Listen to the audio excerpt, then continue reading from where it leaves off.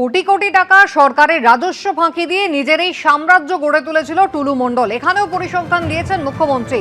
বলছেন 15 বছরে একটা জেলা থেকে একটা আইটেমে প্রতি বছর অন্তত 1000 কোটি টাকা করে রাজস্ব ফাঁকি দিয়েছে এই সরকার।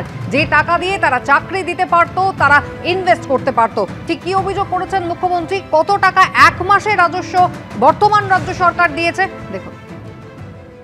লাস্ট গভর্নমেন্টের সময়ে যেখানে পাথর থেকে বছরে 60 থেকে 80 কোটি টাকা রেভিনিউ আসতো, সেখানে 11 মে থেকে 11 জুন এই এক মাসে আমরা 83 crore রুপিস ফ্রম স্টোন ওই একটা জায়গায় একটা জেলা থেকে আমরা পেয়েছি, যেটা এখন 100 crore কাছাকাছি চলে গেছে। এবং আমি সব জায়গায় বলছিলাম 100 কোটি গভর্নমেন্টের ঘরে জমা হতো, 1100 কোটি টাকা সাইফোন হতো, বেরিয়ে যেত।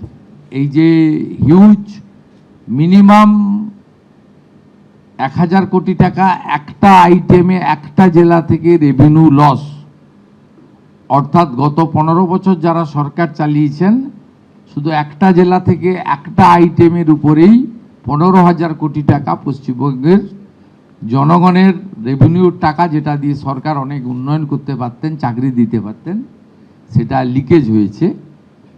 তাই মূল যে লাভার্থী, মেন যে বেনিফিশিয়ারি, তাকেও আমরা খুঁজে বের করার জন্য যা যা করার, যতদূর যাওয়ার আমরা যাব।